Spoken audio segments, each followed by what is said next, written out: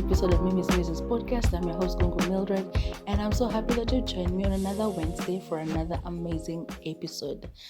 So, I don't know where you are at the moment. Even me just saying that is wrong because I'm recording this on the 20th of August or August, I don't know. And it's cold. Like, I'm shivering. I'm pre-recording this, so by the time it will be getting to you, it will be on the 10th of September. So I hope by then it will have warmed up a little bit. But I'm freezing. Like, just sitting up on my couch to record this is just hectic because my feet, I can feel them already getting cold, and I'm wearing socks and everything. But hey, I don't know. I hope that I can do this very quickly so that I can go back to being cozy on my couch or just go to bed because it's already 1:18 by the time I'm done, because I have to record 2 episodes tonight. I don't know, it will be 2 something or already 3. So by the time I do that, I'll just go to bed because this cold is too much. I don't know what's happening. We usually have the cold season in Kenya around July, but by August we have sun. But this year, I don't know what happened. Like, July wasn't as cold. And then this August, it has just come, even with rain. Like, it was raining this week. And I'm like, well, what's happening? Okay, it's fine. That's life, global warming and everything. But hey, it's cold. And the funny thing is that it's cold right now, like while I'm sat. But when I go to bed, it gets so hot at night. I don't know if it's just me or what's happening, but sometimes I wake up and I'm sweating and I'm like, okay, am I already getting menopausal or what's happening? I'm in my mid-30s, I beg. Like, surely. What is happening? I don't want that. I don't want it yet. Come on. Yeah, but anyway, it's fine. Hope that you're warm wherever you are. I hope that because now it's September that it's already getting warmer. I really, really hope so because I can do this. I can do this. But anyway, it's fine. Let's just get into today's episode. So, on today's episode, I'm going to be giving a review of a Kenyan. Is it romantic? Yeah, I'll call it romantic. Romantic drama by the name Family Vacation. Family Vacation is a 2024 Kenya romantic drama written by Volin Ogutu. I hope that's how you say that name, by the way. Shavi Mittal and Sarah Hassan, and directed by Volin Ogutu and Edwin Kamau. The cast members include Sarah Hassan, she plays Yara Maleki; Lenana Kariba, he plays Jonathan, that is Sarah's ex-husband or soon-to-be ex-husband; Angel Atieno, she plays Lila, and that is Yara and Jonathan's daughter.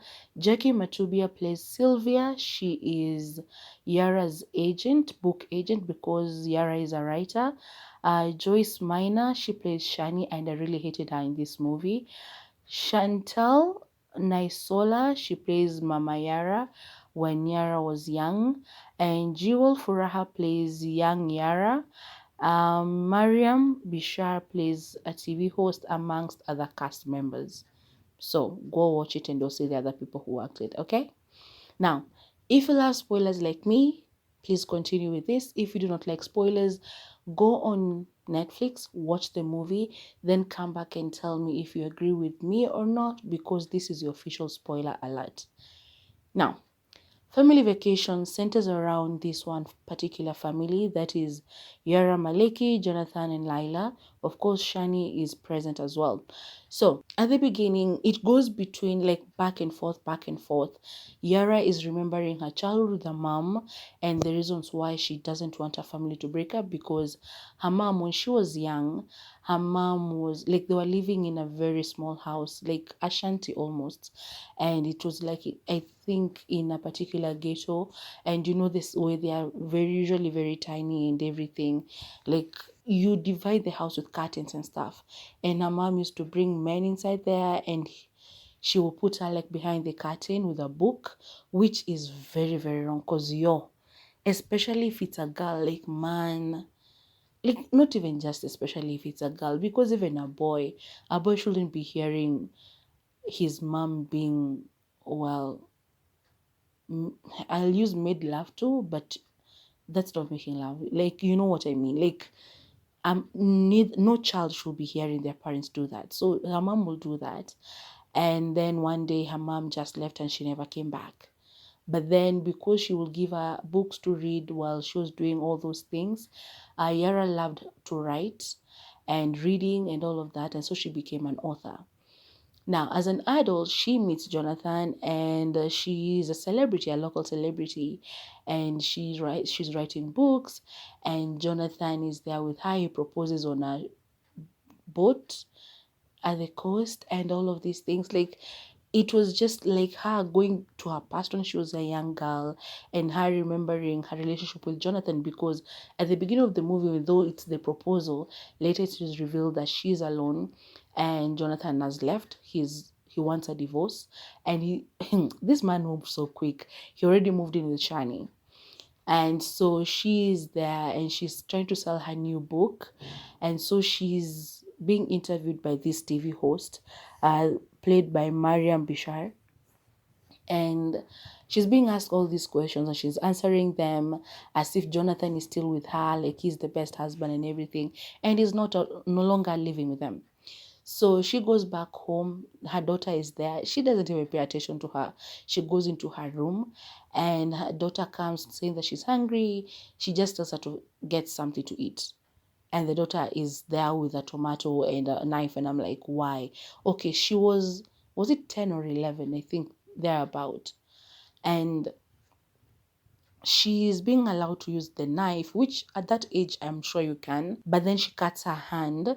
Later, it is revealed that it wasn't accidental. She did it on purpose so that the mom could pay more attention to her, because apparently the mom pays more attention to her while when she's sick. So of course she screams, and at that time Yara is upstairs taking selfies of a bedroom that she's decorated with rose petals and everything, trying to pretend like it's Jonathan who has done that, and he was surprised her when she got home from work.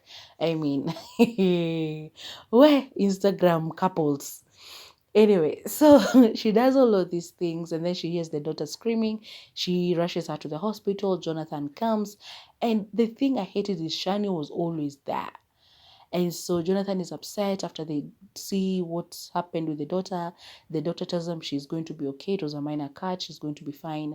And he takes the daughter with him to his place where he lives with Shani. So the mom being scared because Jonathan tells Yara that he's going to file for full custody to keep the daughter, because whatever is happening to the daughter cannot happen anymore. So one of the reasons Jonathan left was because he felt like Yara didn't care much about him or her family. She only cared about social media and about selling her books and all of those things, which partly, yeah, it was true. She really did. She focused a lot on her work, and so her work included posting photos and all of those things, which took away like the time she needed to spend with her family. So they'll be celebrating someone's birthday and she's just taking photos and posting and not really being present, to be with the family. It could be anything, a family vacation, whatever they were doing. But that's what she was doing, just focusing on her work, taking photos, posting them, being like running through her social media, checking. And so Jonathan was upset with that. He was tired of that. And that's partly why he left. They were no longer connecting like they used to. And so he felt like he wasn't needed there anymore and he left. So Yara panics and she goes and picks the daughter from school. And actually before that, she had met up with Jonathan just to talk about things, and she wanted them to go for a family vacation together. And Jonathan was like, because people were still taking photos of them at the restaurant, he got upset, he walked out. She followed. They had an argument. He left. And so she takes the daughter from school, runs away with her to the coast. So they go to Paradise Inn. I think that's what it's called. And so they go to the hotel, and the daughter is like, where is dad? When is he coming? And Yara is like, he's going to join us. And so at first she's not enjoying because Yara is just like focused on the phone. If Jonathan has called the police to report the daughter missing or stuff like that, which was weird because she's her daughter. Yes, she has gone with her to the coast. It's not like crossing borders and going to a different country. It's just down to the coast. and she cannot. Okay, like, I understand, don't get me wrong, people who have kids, do not get me wrong. Like, if you and your partner are at odds, and she takes the child to a different county, I'm sure you're going to start panicking, because are they going to come back, are they not going to come back? I know you are supposed to get permission from the other person in order to be able to cross county lines or whatever. But anyway, I understand, don't get me wrong. So he's panicking. They talk on the phone because he calls her, and she's like, "You can find us at a place where we have been as a family before." And so he's raking his brain, trying to, think of where they could be. He goes into her house and just checks like old photos, and is remembering memories of when they were at this place and at that place. And Shani is right there. Okay, that woman. I mean, I have no problem with Joyce Minor. She's a great actress and everything. But in this movie, she pissed me off. Because this is a woman, I understand that they're getting divorced and everything, but she's trying to get her family back together. Let the man be the one to say, like, no, I don't want it, and I don't want it, and I don't want it. Even if he has served the divorce papers, she's trying to fight for her marriage. Like, just let it work. But this shiny woman is inserting herself in every situation. Like, in this one, she's there with him. And so he goes like, no. So actually, she just gave him one particular good, thing to go by, like, what's the last thing that you spoke about? And that's how he remembers about the family vacation she has suggested.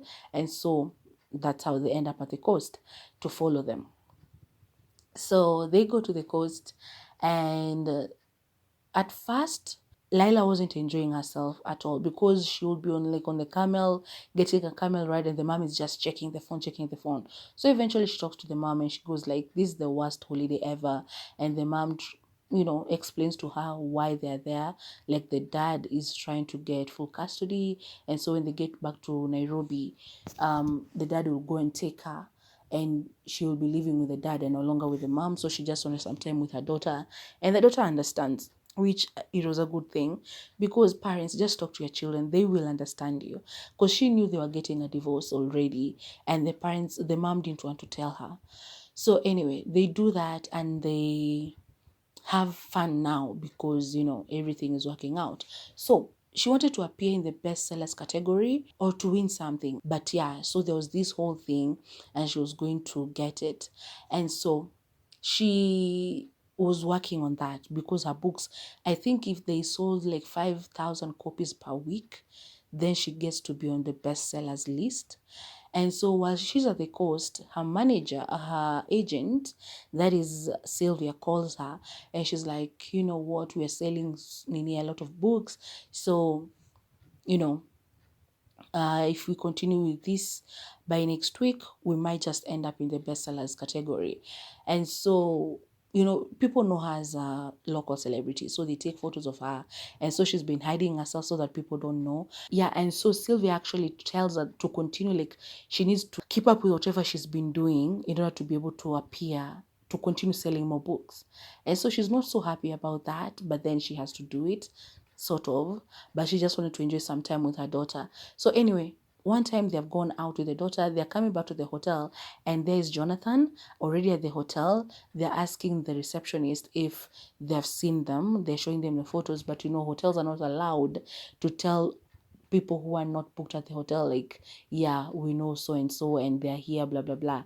But then this shiny woman, of course, inserts herself, and she's like, "She kidnapped that girl, and we want to know if she's here or not."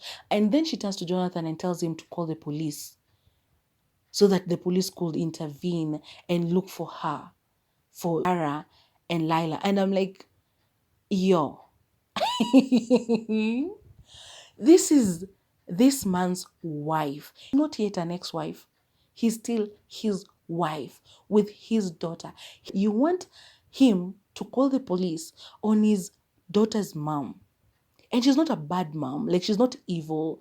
She doesn't like abandon the child or beat her up or starve the child or anything. She just wanted some time with her daughter. And don't have a child yet. You don't know how anything like that works. Like, I got so pissed with her. Like, you can't even imagine. I got so pissed with her, because I was like, who is this woman? Why did she even follow Jonathan to the coast? Because Jonathan was going to pack and she brings this huge ass bag and starts packing her clothes so she can follow him to the coast.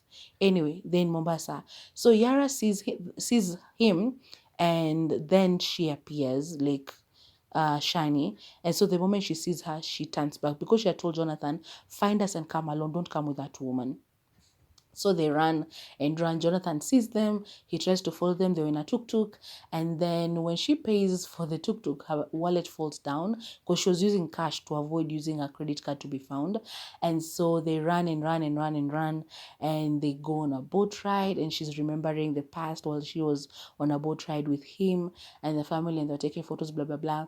And so Jonathan goes back to the hotel. Shani has already called the cops. And I'm like, I hate this woman. I really do. And so they talk to the cops, and the cops are like, okay, we're going to try and locate them. And so Shani is like, okay, I think we are going to book a ticket back to Nairobi. And he's like, what do you mean? I'm not going to Nairobi. You have had the police. They're going to take it from here. Like, what are you going to do in Mombasa? The coast, Mombasa is such a big city. Like, you can't, find, you can't find them. Let the police handle this. And he's like, I'm not leaving this place without finding my daughter. And I was like, yo. Then it's at night, they're in the room, and she tries to, do the hanky panky, dance the tango with this man while his mind is with his daughter and his ex-wife. Like, I was like, what do you think you're trying to gain from here? Coming in with a lingerie, blah, blah. I was like, my girl. Where there are men who do not want to be fathers, but there are men who want to be fathers. This man loves his daughter. Like, what are you doing? If you want to support your current man, knowing that he's a baby daddy, can you support him when he's thinking about his child as well? Because vitu zingine ni craziness ya kujitakia. Because who does that? So, anyway, he tells her no, as expected, because, yeah, no. So anyway, on the other side, these two, they have had fun and they check in into a motel instead of getting back to the hotel because she knows that, he's there and he's there with Shiny.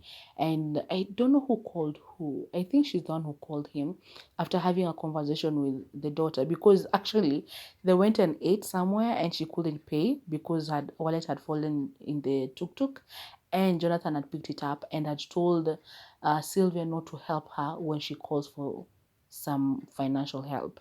And Sylvia had said no. So, being that, because by the Jonathan is a lawyer, he had threatened Sylvia like she will never be able to be an agent in Nairobi ever if she dared help them. And so they check in into a motel and they're there, and she's talked to the daughter. She talks to Jonathan, and she explains like, yeah, tomorrow morning I'll send you the details of where we are. You can come and get us from here. And yeah, it's fine. I accept. Like, it's never going to be the same again. I accept. And so they fall asleep. She falls asleep, but the daughter doesn't immediately. So she takes the mom's phone and calls the dad. This woman, Shani, is the one who answers the phone. And she tells the kid, like, the mom does not love her and that she's only using her to keep away from her dad and to sell her books. Imagine it's the middle of the night, you're telling that to a child because you want to keep a man. Like, who told you that's how you get a man, surely? I might not have a man, I beg, but I know that's not how you get a man. By turning his daughter against her own mother. Like, who does that? And so anyway, the daughter gets upset and she writes a note like, don't look for me. And she runs away to the beach. So the mom wakes up in the morning and Jonathan calls her to be like, yeah, I'm coming to get you guys. And she says like, okay. So she wakes up, tries to wake up the daughter. The daughter is not there. Finds the note like, do not look for me. And she's panicking, goes to the receptionist, asks her if she has seen the daughter. And the receptionist is like, I've just gotten in for my shift. So I don't know. I didn't see anything. And so they start looking for her. Jonathan has arrived again with Shani. Ew, that leech, I mean, ew. Again, she's there. And so they go from place to place looking for her. Finally, they go back to the hotel room and she's lying on the bed. He's there. He's coming to look for a recent photo of the daughter to give the police. And so they start just talking, as couples do, and they end up kissing. So while they're doing that, Shani walks in and sees that. And of course, if you have brains, you'll just know that, yeah, I'm not needed here, I'm not wanted here. But anyway, somebody posts online that, because by the people are following this story, they'd already seen Jonathan with another woman and taken a photo and be like, oh, Instagram couples, online couples, they be lying to us, blah, blah, blah, blah. And so all of these things, they were already trending online. And so somebody takes a photo of the child. Instead of approaching the child and trying to take her to the police station or something, helping her, this kid is at the beach by herself. There's a whole ass party going on besides where she is. People are there, adults, dancing. And nobody approaches this child to ask her what she's doing. They know she's Yara's daughter. Instead of taking her, asking her, like, where are your parents or anything like that. They decide to take a photo and post it online. Oh, the drama continues. It feels like the whole family, blah, blah, blah. I'm like, yo, people can be cruel.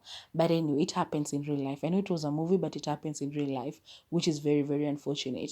So they see the post online and they run to the beach. They find her. She's upset. She's like, you don't love me, blah, blah, blah. They have a conversation. They are sure that they love her. She tries to run away again. The mom follows and she does this thing that I usually see in movies, and I'm like, why do people do that? So when you are going to rescue somebody who's about to be hit by a car, why do you push them away and then stand and wait to be like hit by the car? Unless it's very, very close to you and you are just like you came in before it just hit them and you pushed them, that one I would understand. But you find there's somebody, I don't know, you could catch them and jump on the other side with them or something like that. But you push the person and then you stand there and you get hit by the car.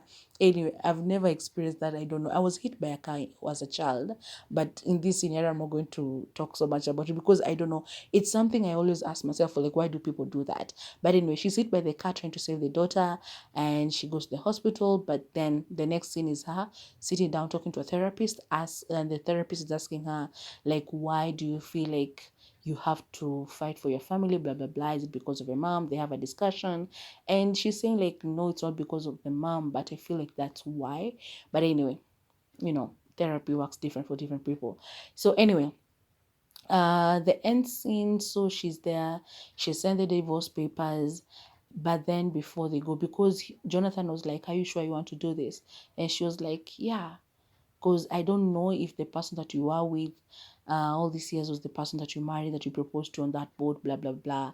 And so they signed the divorce papers, but she's like, maybe we can meet sometime for dinner or something. And he smiles. And so the end scene is them at the beach again, now as a family. They're already divorced, but I think they were working to get back their relationship or getting back to like starting anew. So they're there at the beach. She takes a photo of them, but then when she's just about to post it online, she stops herself. And yeah, she just stays there and enjoys her family. And so she joins them and they're enjoying blah blah blah, building those sand castles and stuff. And that's where the movie ends, with them as a family back together.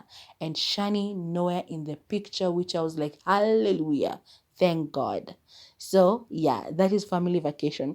It's a little beautiful movie, 1 hour 23 minutes, and it's rated 13. So PG-13, so you can watch it in an afternoon with the family after church, okay? So yeah, make sure you go and watch it on Netflix. So chemistry between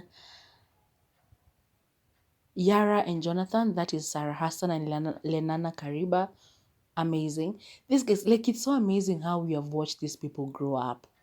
Like, I know they're a little bit older than me, but I grew up seeing them like during Tidy Highs or my NZ, and we've practically seen them grow up.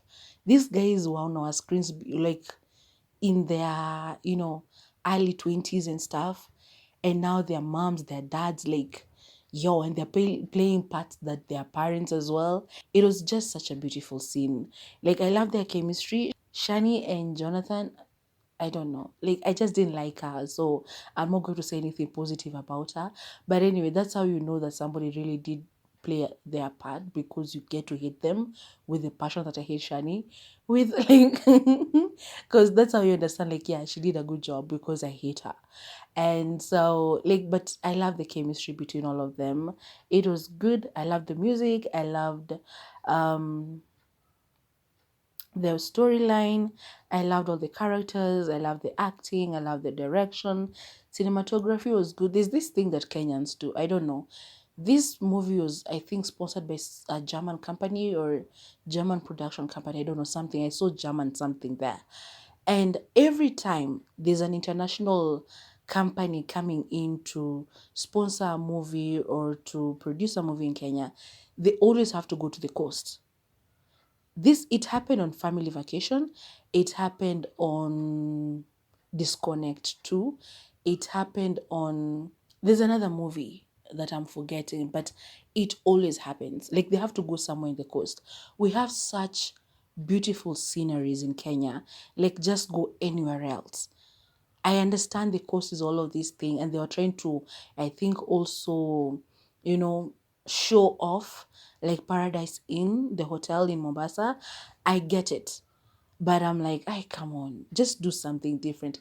I don't mind it. It's beautiful. Of course, the coast is beautiful. Of course, it is an amazing place to be. But can we go to the Masai Mara? I know it will be more expensive, but can you go to the Mara? Go back. Where are the movies that people used to shoot at, Hillgate? Because I remember one when I was in high school, I really loved it. It was an international movie though, but I loved it. Like, why can't people go back to there and go back to, I don't know, go anywhere else? Geothermal Spa in Nakuru. Or is it in Naivasha? Naivasha. So can we do other places and not just the coast? We don't just have Mombasa, Malindi, Kilifi, Lamu. Like, we have other places. Can we show off those parts of our country as well? Like, you see South African movies, they'll show off Joburg in one movie, then it will be Cape Town in another movie, then it will be another place in another movie. Can we do that as well? Because we don't just have the coast. Tafadhali. But either way, I loved it. I'll give this movie a 7 out of 10. I don't know. I don't know why. But I'll give it a 7 out of 10. It was nice. It's a beautiful movie. I loved it. Honestly, I did. But compared to last week's movie, I don't think so. I mean, they don't have to compete. They're strong in their own ways. And this one was about family and marriage and divorce and trying to regain your family back and healing your childhood traumas and stuff like that. I wish also they would have told us what happened to the mom, because they just say that they are no longer in contact, they're estranged. But I wish they would have dug deeper and told us like what happened. That is Yara and her mom. So like, yeah, she left and she never came back. How did you grow up then? Who raised you? The mom, the relationship, will it have been saved ever, or would just forget about it? But those are questions I ask myself because, well, my mind overthinks. So yeah, but anyway, I loved it. I'll give it a 7 out of 10. It is a beautiful movie. You can watch it with family and you'll enjoy it, believe you me. And yeah, please do that on Netflix. Go on Netflix and watch it today. If you haven't watched it, if you listen to this, go and watch it, because it's only 1 hour 23 minutes, so it's not so long, and it gets straight to the point. It's not complicated, so you won't be bored anywhere. It's just an amazing movie. So I'd urge you to really, really go and watch it. Their costumes, Yara's clothes were amazing. There's one that I loved when she's taking the daughter to the hospital. I love that top, the hand. I just loved it. I don't know, but yeah. Go and watch it. I'll repeat that again. So when you do that, please come back and watch this. And remember to comment, please. Comment in the comment section down below. Comment when I put it up on Instagram. And please remember to follow me on Instagram, tafadhali, tafadhali. After you do that, please remember to like, share, subscribe, and hit the bell for notifications. So that whenever I upload something new, you're going to be amongst the first people to come and watch. Okay? Bye-bye now.